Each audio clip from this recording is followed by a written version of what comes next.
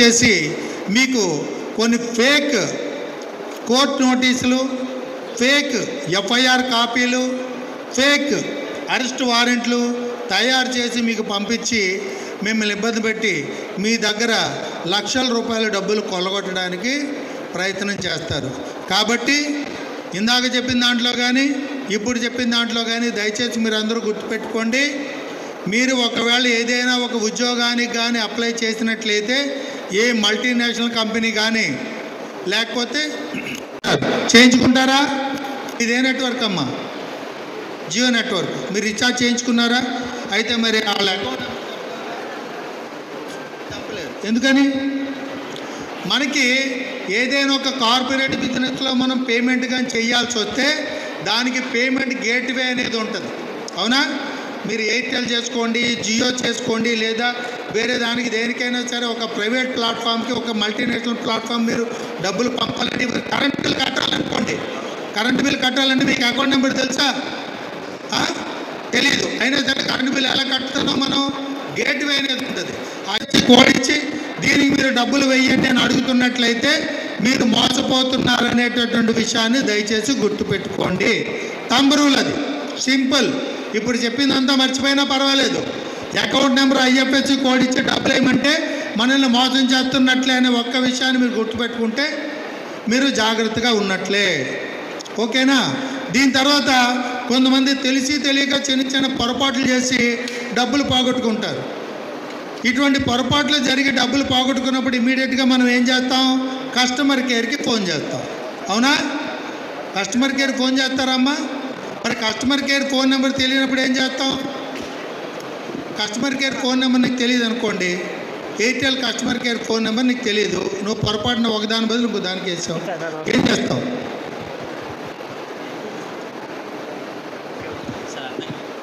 Customer కేర్కి నువ్వు phone చేయాలనుకున్నావు, నీ కస్టమర్ కేర్ ఫోన్ నెంబర్ తెలియదు, ఏం చేస్తావు?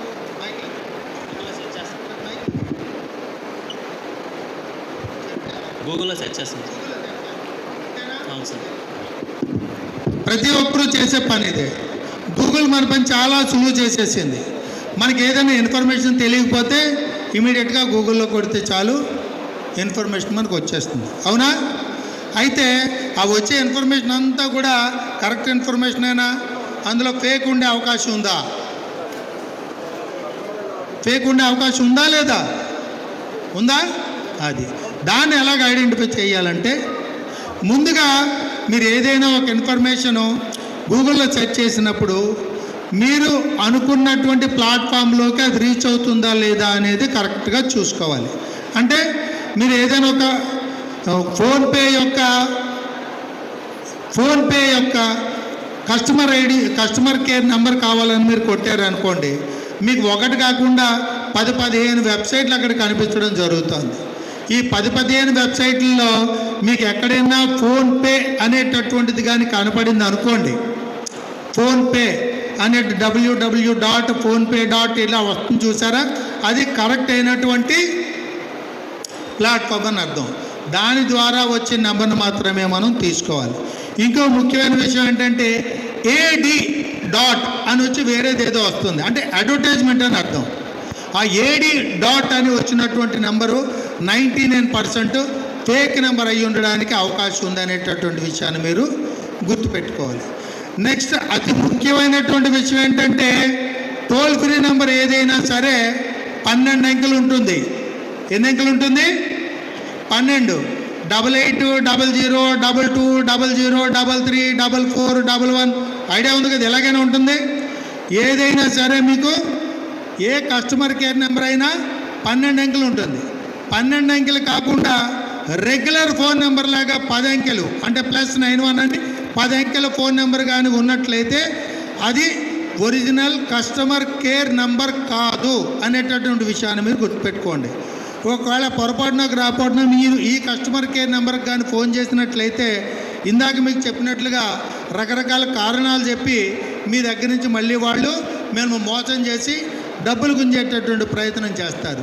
కాబట్టి దయచేసి అందరూ గుర్తుపెట్టుకోండి, కస్టమర్ కేర్ నెంబర్కి ఎన్ని అంకెలు ఉంటాయమ్మా? 10 అంకెలు ఉంటే ఏమనుకోవాలి? Thank you very much.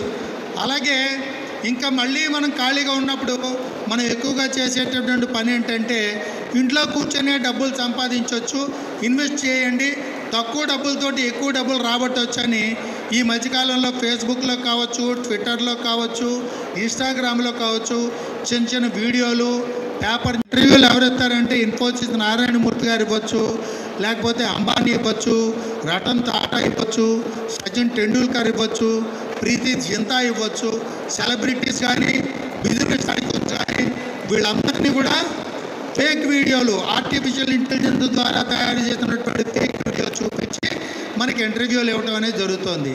ఆ ఇంటర్వ్యూలు నిజమని నమ్మి మనం క్లిక్ చేసినట్లయితే మనకి వాళ్ళు ఏంటంటే కొంతమంది పాత కస్టమర్ల యొక్క బ్యాంక్ స్టేట్మెంట్లు పెడతారు. మీరు సింపుల్ విషయం, దీంట్లో మీరు అతి తక్కువ డబ్బులు మదుపు పెట్టండి, మీకు రిటర్న్స్ ఎక్కువగా ఉంటాయని చెప్తారు.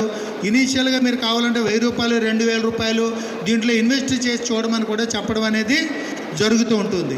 మీరు ఆ మాటలు నమ్మి ఒక 2-3 వేల రూపాయలు ఇన్వెస్ట్ చేశారనుకోండి, చాలా స్పాట్గా మీరు ఇన్వెస్ట్ చేసినటువంటి తక్కువ డబ్బులకి తగ్గట్టుగానే మీకు రిటర్న్స్ పట్టడం అనేది జరుగుతుంది. అది నిజమని నమ్మి మీరు మళ్ళీ ఇంకొకసారి డబ్బులు వేసినట్లయితే దానికి కూడా వాళ్ళు మీకు స్మార్ట్గా రిటర్న్ చేస్తారు. మీరు ఇలాగా ఇంచుమించు 1,00,000 రూపాయల వరకు మీరు ఇన్వెస్ట్ చేసే వరకు మీకు చాలా స్మార్ట్గా వాళ్ళు ఇంటర్న్ డబ్బులు వేయటం అనేది జరుగుతుంది. అంటే మీకు ఒక నమ్మకం కలిగించడానికి వాళ్ళు మీకు ఎప్పటికప్పుడు రిటర్న్స్ ఇంటర్న్ వేస్తారు. వన్స్ ఎప్పుడైతే మీరు ఈ డబ్బులు ఎప్పటికప్పుడు తీసుకొని ఇది నిజమని నమ్ముతారో ఆ టైంలో మీకు ఒక మెసేజ్ వస్తుంది, హార్టీ కంగ్రాచులేషన్స్, మీ యొక్క పెర్ఫార్మెన్స్ మాతో చాలా బాగుంది, మీ అసోసియేషన్ మేము ఇంకా ఫర్దర్గా కావాలనుకుంటున్నాం, మిమ్మల్ని ప్రీమియర్ కస్టమర్గా ఐడెంటిఫై చేసాము, టెలిగ్రామ్లో దీనికి సంబంధించి వేరే ప్లాట్ఫామ్ మేము ఇంట్రడ్యూస్ చేయడం జరిగింది, ఈ లింక్ క్లిక్ చేసి టెలిగ్రామ్ అప్లికేషన్కి మీరు స్విచ్ ఓవర్ అవుతారు. మీరు అక్కడ స్విచ్ ఓవర్ అయ్యేసరికి అక్కడ తామర తంపరగా మెసేజ్లు వస్తూ ఉంటాయి.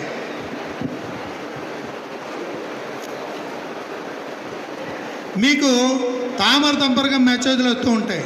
ఎవరో ఒకరు స్క్రీన్ షాట్ పెడతాడు, thank you very much for allow me in to this group, I have secured 1 crore rupees with 25 lakhs investment. అంటే 25 లక్షల రూపాయలు ఇన్వెస్ట్ చేసి 1 కోటి రూపాయలు సంపాదించానని స్క్రీన్ షాట్ పెడతాడు అతను. అది నిజమని మనల్ని నమ్మించడానికి స్క్రీన్ షాట్ పెడతాడు. ఇంకొక అతను పెద్ద పార్టీ చేసుకుంటూ నాకు వచ్చిన లాభంతో నేను ఇంత పెద్దోడిని అయ్యాను, నా ఫ్రెండ్స్ అందరికీ పార్టీ ఇస్తున్నాను, ఒక 1 minute వీడియో పెడతాడు ఇంకొక అతను నేను కూడా మీతో జాయిన్ అవ్వదలుచుకున్నానని చెప్పేసి పెడతాడు. ఇలాగేంటంటే మనకు అది చూడగానే మనం చాలా వెనకబడిపోయాం, వీళ్ళందరూ లక్షాధికారులు అయిపోతున్నారు, కోటీశ్వర్లు అయిపోతున్నారు, మనం తగ్గకూడదని చెప్పేసి ఏం చేస్తారనమాట, మీరు కూడా డబ్బులు ఇన్వెస్ట్ చేయటం అనేది మొదలు పెడతారు. ఎప్పుడైతే మీరు డబ్బులు ఇన్వెస్ట్ చేస్తుంటారో ఆటోమేటిక్గా వాళ్ళు ఓపెన్ చేసినటువంటి అకౌంట్లో మీకు ఎప్పటికప్పుడు ఇంటర్న్ సరైనటువంటి లాభాలు చూపిస్తున్నట్టుగా కూడా అకౌంట్ ప్లాట్ఫామ్ మీద మీకు అంతా ఎపేర్ అవుతూ ఉంటుంది. ప్రాబ్లం ఎప్పుడు మీరు ఐడెంటిఫై చేస్తారంటే ఏదో అవసరం వచ్చి మీరు ఆ డబ్బులు రిటర్న్ తీసుకోవాలన్నప్పుడు మీరు పొరపాటు చేస్తామనేటువంటి విషయాన్ని మీరు గ్రహిస్తారు. ఎప్పుడైతే విత్డ్రా బటన్ మీరు కొడతారో అది ఎనేబుల్ కాదు, దాని ద్వారా మీ ఏ విధమైనటువంటి డబ్బులు కూడా విత్డ్రా చేసుకోలేరు. ఎప్పుడైతే మీరు విత్డ్రా చేసుకోలేకపోతున్నారో ఇమీడియట్గా ఏం చేస్తారు, అదే ప్లాట్ఫామ్లో మీరు ఇమీడియట్గా క్వశ్చన్ పోస్ట్ చేస్తారు, నేను ఇంత పెట్టాను, 1,00,000 రూపాయలు పెట్టాను, అది నాకేమో 15 లక్షలు ఉన్నట్టుగా కనబడుతుంది, డబ్బులు అవుతుంది విత్డ్రా చేసుకుందామంటే విత్డ్రా అవ్వట్లేదు, ఎందుకని అని అంటే మీరు ఆ డబ్బులు విత్డ్రా చేసుకోవాలంటే జిఎస్టీ కట్టాలి 15% అని అడుగుతారు. 15% జిఎస్టీ కట్టాలని అంటారు. సరే 15% జిఎస్టీ కదా అని కట్టేస్తారు. 15 లక్షలు వస్తున్నప్పుడు 15% జిఎస్టీ కట్టడం ఇబ్బంది ఉందని జిఎస్టీ అని చెప్పేసి ఆ అమౌంట్ కట్టేస్తారు.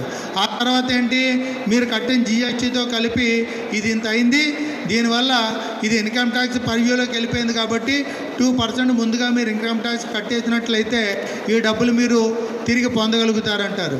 సరే ఇన్కమ్ ట్యాక్సే కదా అడిగిందని ఇన్కమ్ ట్యాక్స్ కూడా కడతారు.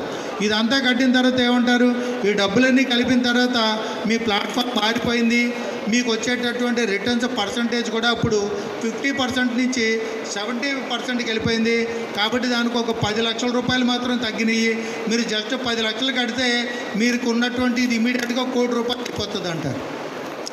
నిజమనుకొని అప్పో చెప్పో 15 లక్షల రూపాయలు కడతారు, మీకు నిజంగానే ₹1,00,00,000 కనబడుతుంది. కానీ ఆ ₹1,00,00,000 కూడా మీరు విత్డ్రా చేసుకోలేరు. ఇలాగా మీ ₹3,00,00,000 వరకు కూడా డబ్బులు కట్టి మోసపోయినటువంటి కంప్లైంట్లు మన దగ్గర ఉన్నాయి. 3 కోట్లు. ఆ 3 కోట్లు డబ్బులు కట్టినటువంటి వ్యక్తిని నీ రిటర్న్స్ ఎంత చూపించారంటే 48 కోట్లు చూపించారని చెప్పారు. అతను కట్టినటువంటి 3 కోట్లకి ఎంత చూపించారు? 48 కోట్లు అతను ప్లాట్ఫామ్లో అతని అకౌంట్లో ఉన్నట్టుగా చూపించారు. 80 లక్షల రూపాయలు కట్టిన వ్యక్తిని అడిగితే 15 కోట్లు ఉన్నట్టుగా చూపించారు.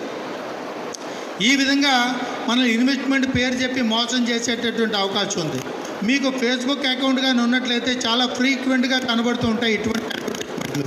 ఆ అడ్వర్టైజ్మెంట్లు చూసి అట్రాక్ట్ అవ్వకండి. అందులో అవుతున్నటువంటి లింకులు క్లిక్ చేసి అనవసరంగా లేకపోయినటువంటి రిస్క్లో పడకండి.